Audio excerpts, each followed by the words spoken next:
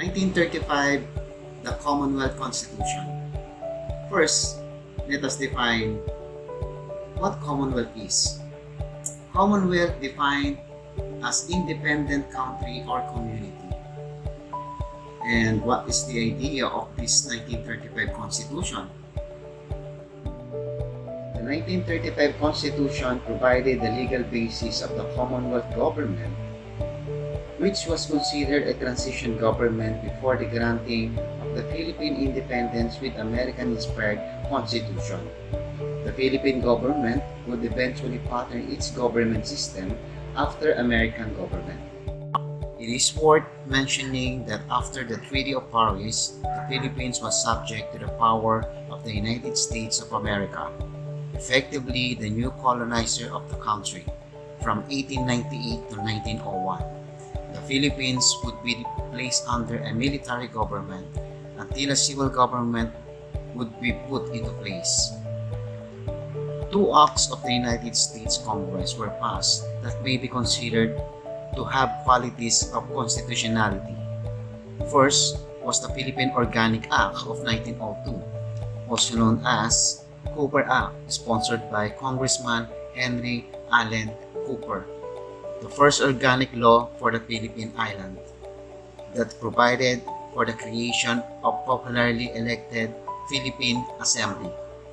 The Act specified the legislative power would be vested in a bicameral legislature composed of the Philippine Commission as the upper house and the Philippine Assembly as the lower house. The key provision of the Act included the Bill of Rights for Filipinos and the appointment of the two non-voting Filipinos resident, Commissioner of the Philippines as representative to the United States House of Representatives. The second act that found as a constitution was the Philippine Autonomy Act of 1916, commonly referred as the Jones Law by William Atkinson Jones, which modified the structure of the Philippine government through the removal of the Philippine Commission, replacing it with a Senate that served as the upper house and its member elected by the Filipino voters, the first truly elected national legislature. It was also this act that explicitly declared the purpose of the United States to end their sovereignty over the Philippines and recognize Philippine independence as soon as the stable government can be established. This was the 1935 Constitution, which provided the legal basis of the Commonwealth government or the transition government before granting the Philippine independence. Now here are the salient features. First, it had a bicameral legislature. When we say bicameral, there are two legislators composed of a Senate and a House of Representatives. Second, the President was elected to a 4-year term, together with the Vice President without re-election. Third, it introduced the rights of suffrage, or the right to vote by male citizens of the Philippines who were 21 years of age or over and are able to read and write. Luckily, this right was extended to women as well. The 1935 Constitution was not the first constitution, but it was the first one to be fully implemented. However, the implementation was interrupted because of the Japanese occupation in the Philippines. During the American occupation in the Philippines, World War II broke out. The Japanese invaded the Philippines. For the third time, we were colonized again. After the Americans surrendered, the Japanese Republic was established and a new constitution was ratified in 1934 by the Filipino collaborators who were called Kapisanan ng Paglilingkod ng Bagong Pilipinas. Kaya naman bumoto kontra dito ang Senado ng Pilipinas at tinanggihan suportahan ng nooy Pangulo ng Senado na si Manuel Quezon. President Manuel L. Quezon. Quezon was a member of the Democrata and Nacionalista Party. They were the ones who rejected the Harvest Cutting Bill, which is supposed to be the first law that would set the specific date of the Philippine independence. He then brought in from the United States the Taiping's McDuck-Finn Act.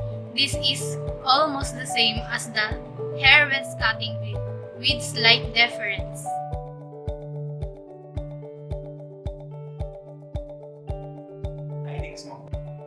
Nakasaad dito ang plano ng kasarinlan ng Pilipinas sa loob ng 10 taong transition period na magsisimula sa pagkakabuo ng gobyernong Commonwealth.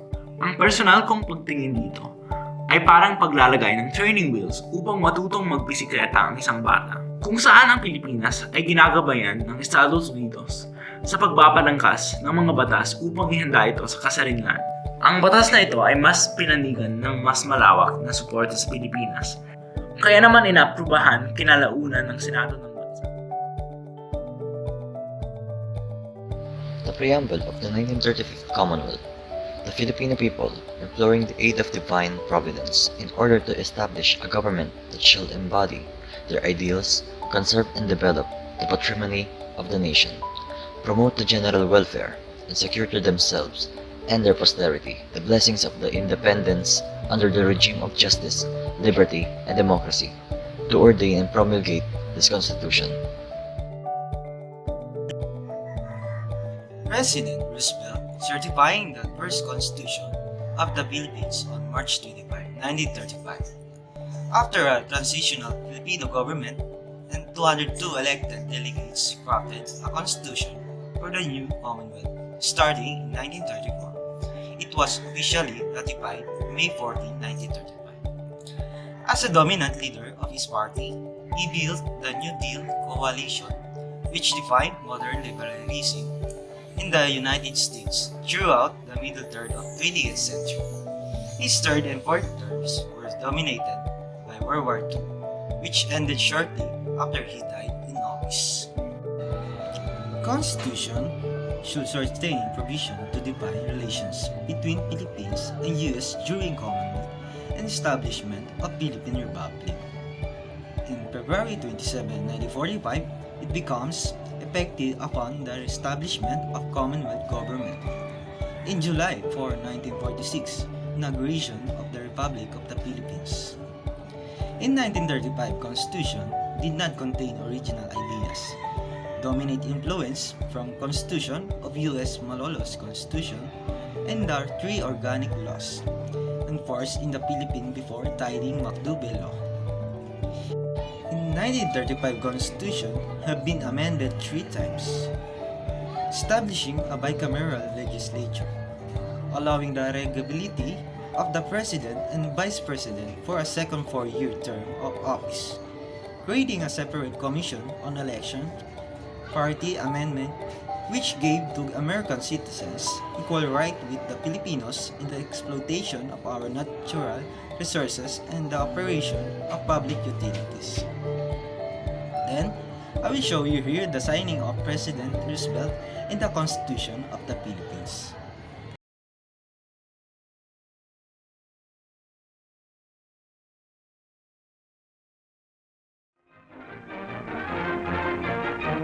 For 11 years, the Philippines will govern themselves under American sovereignty and then will have complete independence. President Roosevelt certifies the recently adopted Constitution, America's pact with the people of the new Commonwealth, who are represented at the ceremony by Manuel Quezon, Philippine independence leader. I am happy to state that the Constitution submitted to me on behalf of the Philippine Constitutional Convention for certification under the Tidings-McDuffie Independence Act conforms with the provisions of the Act.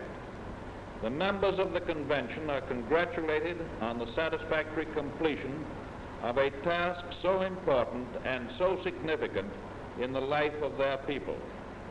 In the event of ratification of this Constitution, the authority granted to the Commonwealth Government will permit exercise by the Filipino people of general control, subject only to a few important exceptions of their local affairs. And so, Senor Quezon, I congratulate you, all of you. Mr. President, I want to express to you the thanks of my people and of everyone of us.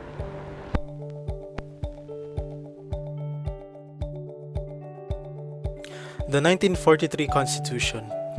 The Filipino people, imploring the aid of divine providence and desiring to lead a free national existence, do hereby proclaim their independence, and in order to establish a government that shall promote the general welfare, conserve and develop the patrimony of the nation, and contribute to the creation of a world order based on peace, liberty, and moral justice, do ordain this Constitution.